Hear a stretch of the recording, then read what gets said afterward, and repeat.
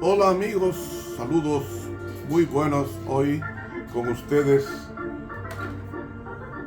el profesor Ramón Romero en este espacio contestando tu pregunta. Por más de 40 años transmitiendo este espacio en diferentes áreas, tanto por internet como por radio. El profesor Ramón Romero contestando tus preguntas. Cualquier pregunta que usted nos quiera hacer, escriba a ramon.romero144 gmail.com.do. Esa es la dirección donde ustedes deben dirigirse. Pasamos de inmediato a la pregunta 22, que dice así: ustedes dicen que el domingo entró con Constantino en el siglo IV. ¿Cómo explican entonces que los padres de la iglesia que escribieron durante los primeros 3 siglos después de Cristo hablan del primer día de la semana para las reuniones de los creyentes? Vamos a orar para contestar esta pregunta. Señor Jesucristo, bendice y responde esta pregunta, porque te lo pedimos en Jesucristo nuestro Señor. Amén. Bien. Como ahora se toca de un tema extra bíblico, sería bueno revisar los datos históricos disponibles para determinar hasta qué punto los padres de la Iglesia Católica acertaron en la verdad. Pablo dice que ya en sus tiempos estaba en marcha el plan de apostasía en la segunda carta a Tesalónica 2 del 7 al 9, lo que permite entender que si en algo los cristianos los primeros 3 siglos procedieron de manera diferente al Evangelio eterno, es porque estaban apostatando. Citar a los autores católicos del período postbíblico sería una prueba fiel de la verdad. Una pregunta. De ser así, ¿por qué los protestantes no hacen votos por los muertos, tal como lo enseñaron los padres Tertuliano, Juan Crisóstomo, Lactancio y Gregorio Magno? Otra pregunta. ¿Por qué no creen ellos, los protestantes, en el purgatorio, tal como lo enseñaron Tertuliano y Agustín de Hipona? ¿Por qué no veneran a María, como lo enseñaron Justino Mártir e Ireneo de León? ¿Por qué no creen en la preexistencia del alma, tal como lo enseñó Orígenes?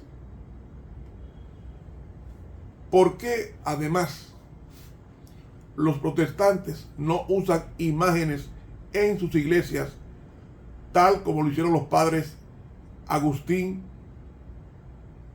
Jerónimo, Paulino de Nola, Basilo, Barlaán, Cirilo de Alejandría y tantos otros?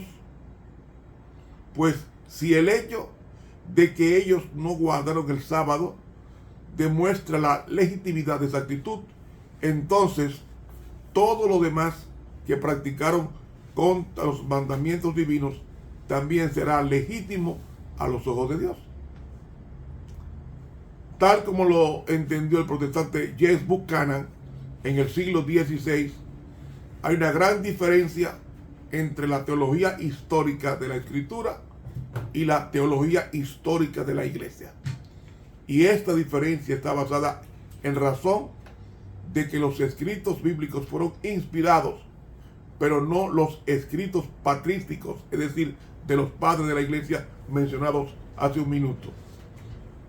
Buchanan explica así: estos escritos de la Iglesia Católica, sean antiguos o modernos, no poseen autoridad divina en asuntos de fe, y su enseñanza en estos temas no deben afectar nuestras creencias a menos que pueda probarse que están en conformidad con las normas infalibles de la palabra de Dios. La levadura anticristiana que existía en la iglesia primitiva gradualmente se expandió y fermentó en tiempos posteriores y se ha vuelto casi universal cuando el poder de Roma, que tenía obstruido su temprano desarrollo, tomó su camino y la apostasía predicha tuvo libre curso hasta culminar en el hombre de pecado que se sienta en el templo de Dios como aquel inicuo, el cuerpo visible del misterio de iniquidad, según Tesalonicenses 2, de 3 al 8, hombre de pecado. No podemos esperar que durante el progreso de esta apostasía predicha, la verdad del Evangelio continuara en su pureza original y hallamos que consecuentemente, mientras continuó con su simplicidad durante los tiempos de la persecución y martirio, al final del segundo siglo comenzó a corromperse con muchas doctrinas erróneas y prácticas supersticiosas que crecieron bajo el fomento de los padres más eminentes, tanto de la iglesia oriental como de la iglesia occidental. Esto lo escribe un protestante que no guarda sábado. Y si es verdad que en el periodo postbíblico, es decir, después del año 100, el Evangelio no continuó con su pureza original, ¿cómo podemos esperar una demostración doctrinal a partir de lo que aquellos hombres enseñaron? No debe ser la Biblia y la Biblia sola la fuente de toda doctrina.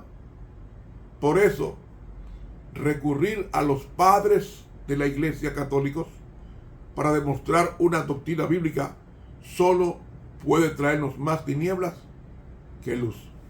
Así contestamos la pregunta número 22 sobre por qué, si los padres de la Iglesia